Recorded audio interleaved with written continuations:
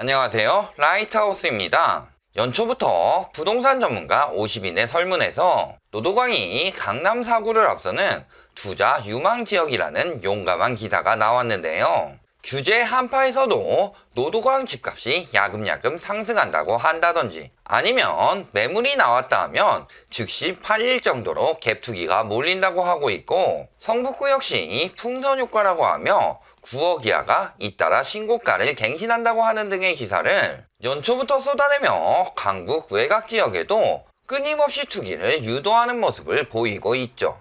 과연 앞으로도 이런 추세가 계속 이어질 수 있을지 현황과 전망을 살펴보시겠습니다. 우선 이 지역들의 매매가격 지수와 전세가격 지수를 보면 하반기부터 조금씩 상승하면서 매매거래량 또한 작년 10월부터 오르는 모습을 보여주는데요. 특히 노원구나 도봉구의 외지인 거래량이 작년 말에 많이 늘어난 것이 눈에 띄네요. 하지만 상승세 끝물에 서울 외곽 쪽에 가격이 올라가면서 경기도로 인구가 유출되는 현상이 나타나는데요. 노도광 역시 의정부나 남양주, 양주 등 서울 밖 외곽으로 인구가 빠지는 현상을 보이고 있죠. 반대로 성북구 방면으로도 인구가 이동하는데요. 이는 장위 뉴타운이나 기름 뉴타운에 입주가 시작된 아파트에 이주 수요가 회귀하거나 입주 아파트를 분양받은 사람들이 이동하면서 생겨난 일이고요. 반대로 뉴타운 입주로 인해 성북구는 세대수와 인구가 늘어나는 모습을 보이고 있습니다. 각 지역별로 자세히 한번 살펴볼까요? 먼저 노원구부터 보시겠습니다. 재건축 연한인 30년을 채운 아파트가 35%, 20년이 넘은 단지는 무려 87%에 달하며 서울 자치구별 노후 아파트 비율이 가장 높은 노원구는 조만간 많은 아파트들이 하나둘씩 재건축에 들어갈 것으로 예상되는데요. 따라서 작년 12월 노원구에 상계, 월계, 중계, 하계 4개 동을 정비사업 이슈로 인해 분양가 상한제 지역으로 지정하게 되니 폭등 지역도 아닌데 적용된다며 주민들의 분노가 폭발했다는 기사가 나오고 있네요. 어차피 분양가 상한제가 시행되면 강남 4구나 마용성 등 상급지 아파트의 분양가가 싸게 나올 것이기 때문에 노원구 역시 분양가는 자동으로 떨어질 것이 뻔한데 무슨 문제가 되는지도 모르겠고, 게다가 작년 12월 노원에 외지인 투기 수요가 가장 많다며 지방 큰손들의 투기 수요들이 들어온다고 난리를 떨었음에도 말이죠. 그러고 보니 지방 큰손들이 상경 투자한다고요? 2018년 기사에만 해도 지방 큰손은 용산, 강남, 송파, 강동 등 핵심 지역들을 산다고 해놓고 이제 와서 노원이 큰손들이 점 찍는 동네인가요? 또 외지인 거래량은 2017년부터 꾸준히 감소 중이라 지방 큰손들의 서울 투기는 더욱 줄었을 뿐더러 한 달 반짝한 것을 가지고 외지인이 집을 싹쓸이하는 것처럼 짓거리고 있는 거죠. 먼 지방 사람들이 권리보도 아니고 서울을 사기만 하면 큰손인가요? 이는 지들이 하도 호도에 대해서 나름 가격도 저렴하고 학군도 좋은 편이라 실거주하기 좋은 노원구에 들어오려고 영혼까지 끌어모아 매입한 지방으로 밀려났던 30대들이 많은 거죠. 그래놓고 큰손은 얼어 죽을. 큰손이라는 게 여러 채씩 싹쓸이 할 수 있는 여력을 가져야 큰손이지 언제부터 30대들이 큰손이라고 요즘 호도에 대는지 모르겠네요. 문제는 앞에 기사들이 모두 배를 잘 만들 것 같은 그 곳에서 쓴 것을 보면 역시 믿고 거르는 그 언론사답네요. 게다가 작년 갭투기 1등이 노원구였다며 상계동, 중계동의 거래가 가장 많았다고 하는데요. 강남 4구, 마용성 등 서울 동남부나 중심부에는 갭이 너무 커서 투기 수요가 들어갈 수 없으니 이제 노도광, 금강구, 은평구 같은 영양가 없는 피자 끄트머리 같은 곳에 갭투기가 들어가게 되는 것은 부동산 시장의 끝물 징조인데 말이죠.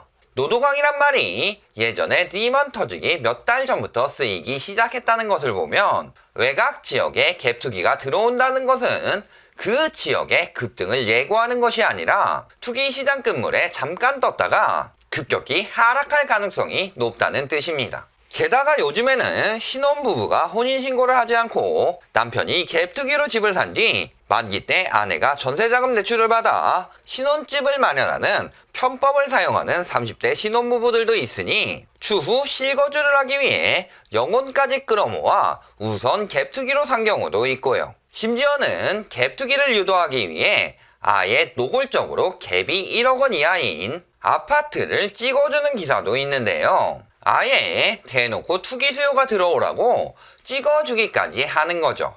이렇게 투기를 유도하는 기자는 지가 노도강에 집이 있어서 그런 걸까요? 도대체 단지 찍어주는 스타 강사들이랑 다를 바가 뭔지. 그래놓고 기자라고 당당히 이름 올리는 꼬라지를 보면 부끄러움도 모르는 철면피인가 보네요.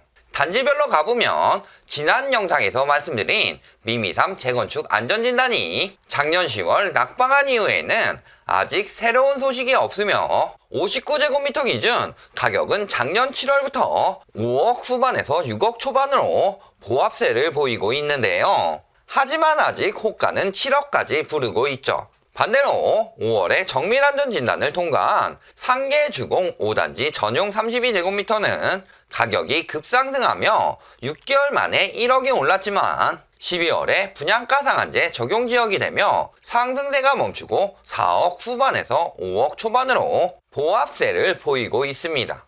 그 밖에 거래량이 많은 30년 안팎의 소형 아파트들은 작년 10월부터 가격이 보합세를 보이며 호가만 소폭 올려놓은 상황이고요. 더 신축의 더블 역세권, 중랑천 조망이 나오는 한진 한화그랑빌 역시 전용 84제곱미터 기준 6억 후반에 거래되며 보합세를 보이고 있지만 마찬가지로 호가는 7억 8천까지 올려놓았죠.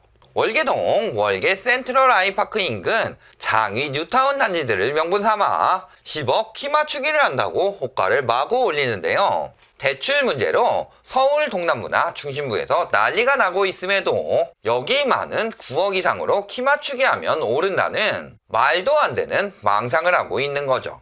이어서 도봉구를 보시겠습니다. 도봉구 역시 재건축 안전진단으로 바람을 넣고 있는 모습인데요. 저번 달 삼안도봉이 1차 안전진단을 통과하면서 작년에는 3억 중후반대에 실거래되었으나 전용 7484 가릴 것 없이 4억 중반대의 호가까지 부르는 등 매도자들의 머릿속에 가격이 치솟고 있습니다. 분양가 상한제 해당 지역이 아니라며 마음껏 호가를 올리고 있지만 인근 노원의 분양가가 낮게 나오게 되면 도봉에서는 이를 무시하고 고분양가를 책정할 수 있을지가 의문인 상황이라 재건축의 사업성은 떨어졌을 텐데 말이죠. 그리고 실수에 대한 호도도 동시에 진행 중인데요. 서울 아파트 중 호당 전세 가격이 가장 저렴하다며 결혼 정년기에 접어든 사람들의 첫 전세로 주목하라고도 하고 서울 집값이 수억씩 오르는 가운데 신혼부부 등 실수요들을 위한 1억 원대 초품화 아파트가 있다고도 하는데요. 그 주인공은 방학신동아 1단지로 아이와 살기 힘든 18평짜리를 소개하는 것이며 이 역시 계속 2억으로 거래되다 얼마 전 마지막으로 1억 9,500만원으로 거래가 된 것을 가지고 1억대 아파트라고 말장난을 하고 있는 거죠. 기사를 자세히 보면 내부 사진까지 찍어서 아주 꼼꼼히 올린 것으로 보아 이건 정보를 얻으라고 쓴 기사가 아니라 기사에 나온 단지 내 부동산에게 홍보비를 받아서 쓴 광고로 보일 정도인데요. 분양 현장처럼 대놓고 광고라고 하는 것도 아니고 왜곡된 정보로 부동산 이름까지 언급하며 홍보하는 모습이 정말 참 언론인으로 보이네요. 단지별로 가보면 저번 영상에서 다루었던 북한산 아이파크 5차의 경우 7억 중후반으로 창동 동화청솔은 7억 초중반으로 12-16 대책 이후에 꾸준히 보합세를 보이는 만큼 9억 아파트 이상이 뜬다는 기사는 실거래가에 반영되는 것이 아니라 단지 호가에만 반영되고 있다는 걸 알 수 있죠. 다음은 강북구입니다. 강북구 역시 9억 이하 아파트 호도를 이용해 호가를 올려 부르는 모습이 눈에 띄는데요. 수유벽산 전용 84제곱미터는 최근 4억 후반대 거래로 가격은 소폭 하락하고 있었지만 호가는 5억 3천까지 올려 부르고 있고 같은 평형 비아동 SK 북한산시티의 경우는 최근 5억 중반의 보합세를 보이고 있지만 호가는 최대 6억 후반까지 올려 부르고 있죠.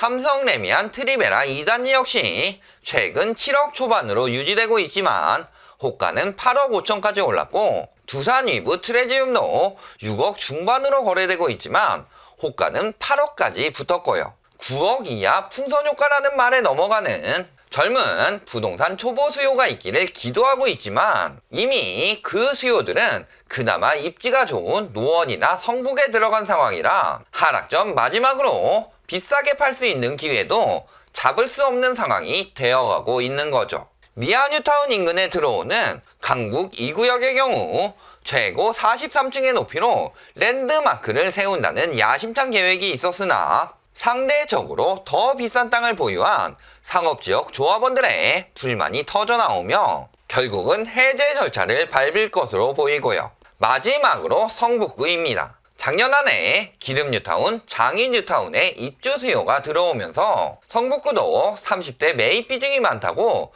뉴스에 나오고 있는데요. 이곳 역시 9억 이하가 상승하고 있다는 기사에 힘입어 호가를 올리고 있지만 실거래가는 역시 거의 보합세를 보이고 있습니다. 기름뉴타운에서 가장 거래가 많이 되는 단지 중 하나인 2단지 푸르지오 전용 84제곱미터는 12, 16 이후에도 6억 중후반대의 실거래가를 유지하고 있지만 호가는 8억까지 부르고 있으며 청룡 풍림아이원 역시 호가는 5억 초반까지 부르고 있는 상황이고요.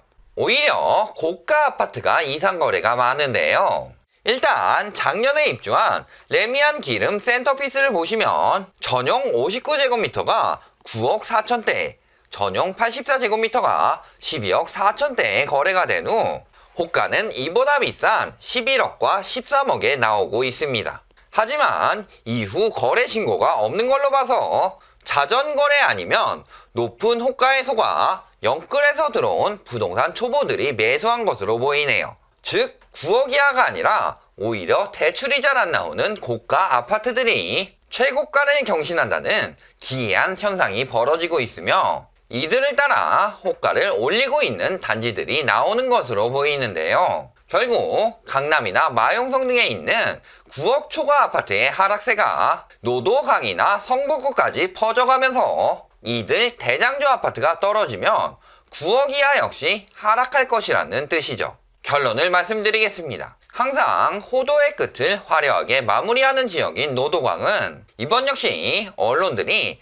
다른 지역들을 한 번씩 들려서 호도하고 돌아온 후 그 방법들을 총집합해서 다시 호도 기사를 내는 곳인데요. 때 아닌 갭투기 유도, 저가 실수요층들에게 1억대 아파트를 소개해주는 것을 빙자한 부동산 광고 등 마지막으로 들어올 설거지 부대를 꼬시기 위해 발악을 하는 거죠. 아마도 기존에 들어왔던 투기꾼들 입장에서는 이 마지막 기회에 매물을 비싸게 팔고 빠져나가기 위해 최근 기사들의 호도와 맞물려 호가를 천정부지로 올리고 있는 것이고요. 뉴스에서 계속 오른다고 돈이 되는 정보라고 말하는 곳들은 대부분 미리 들어가는 사람들이 벌기 위해 그들이 빠져나올 때 뒤늦게 홍보해주는 경우가 많죠. 만일 정말 돈 되는 정보라면 지들이 먼저 들어가고요. 이 바닥에 우연은 없습니다.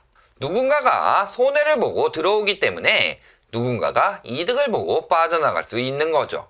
시간이 지나면 가격이 오르고 호재가 있으면 가격이 오르고 중심부가 오르면 낙수 효과로 떨어지면 풍선 효과로 이렇게 무조건적으로 오르는 그런 것은 없습니다. 그리고 손대면 톡 하고 터질 것만 같은 이 거품의 풍선은 항상 부동산 건물에 더 부풀어 오르면서 조만간 터져버리며 산산조각이 날 것이니 조급하게 들어가서 내 재산도 산산조각 내지 말고 관망하며 기회가 올 때까지 재산을 지키시기를 바랍니다. 오늘 영상이 도움이 되셨다면 좋아요, 구독, 알림 부탁드립니다.